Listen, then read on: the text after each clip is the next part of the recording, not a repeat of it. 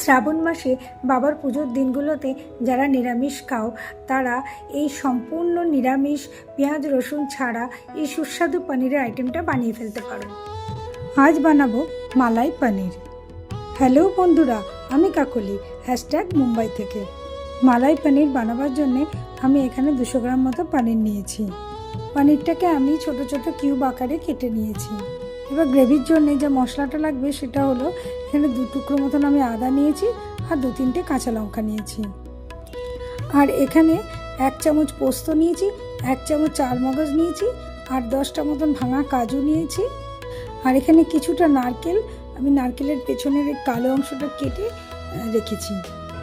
এবার এই আদা আর কাঁচা লঙ্কাটা অল্প জল দিয়ে মিক্সিতে পেস্ট করে নেব। আর যে পোস্ত কাজু চালমগজ নারকেল একটা আছে, এগুলো আমি প্রথমে শুকনো অবস্থায় একটু ঘুরিয়ে নেব। তারপর ওর মধ্যে অল্প অল্প দুধ দিয়ে ভালো করে একটা মিহি পেস্ট করে নেব। এবার গ্যাসটা জ্বালিয়ে কড়া বসিয়ে দেবো আর পরিমাণ মতন সাদা তেল দিয়ে দেবো। ওর মধ্যে একটা তেজপাতা আর গোটা গরম মশলা ফোড়নে দিয়ে দেবো। ফোড়নটা একটু নেড়ে চেড়ে ওর মধ্যে আদা আর কাঁচা লঙ্কার পেস্টটা দিয়ে দেবো। একটু বাটি ধোয়া জলও দিয়ে দেবো আর স্বাদ মতো নুন দিয়ে দেবো।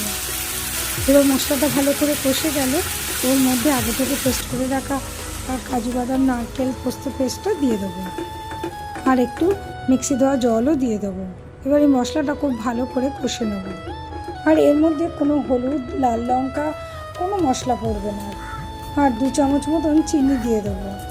মশলাটা কষা হয়ে গেলে ওর মধ্যে কেটে রাখা পনিরগুলো দিয়ে দেবো। এবার মশলা পনির খুব ভালো করে নেড়ে চেড়ে মিশিয়ে নেব। আমি এখানে কাঁচা পনিরটা ইউজ করেছি। তোমরা যদি কাঁচা পনির পছন্দ না করো তাহলে তোমরা এটাকে একটু হালকা করে ভেজে নিতে পারো, কিন্তু এর মধ্যে কোনো হলুদ বা লঙ্কা দেবে না। এবার গ্রেভিটার জন্যে খানিকটা দুধ দিয়ে দেবো। দুধটা তোমরা যতটা গ্রেভি রাখবে সেই মতন দুধটা দেবে। সব কিছু ভালো করে নেড়ে চেড়ে একটু ঢাকনা দিয়ে 2-3 মিনিট ফুটতে দেবো। 2-3 মিনিট পর ঢাকনাটা খুলে ওপর থেকে অল্প গরম মশলাগুলো ছড়িয়ে দেবো আর অল্প বাটার দিয়ে দেবো। এবার সব কিছু খুব ভালো করে মিশিয়ে নিয়ে গ্যাসটা বন্ধ করে দেবো আর ঢাকনা দিয়ে ঢেকে 2-3 মিনিট স্ট্যান্ডিং টাইমে রেখে দেবো। 2-3 মিনিট পর ঢাকনাটা খুলে একটা পাত্রের মধ্যে ঢেলে নেব। তোমাদের কাছে যদি ক্রিম থাকে তাহলে নামাবার আগে একটু ক্রিম মিশিয়ে দিতে পারো। আর দেখতে ভালো লাগার জন্যে ওপর থেকে একটু বেদানা দিয়ে গার্নিশ করে দিয়েছি। বাস রেডি হয়ে গেছে মালাই পনির। আর দেখতে কি সুন্দর লাগছে না? এটা ফ্রাইড রাইস, রুটি, লুচি, পরোটার সঙ্গে খুব ভালো যাবে।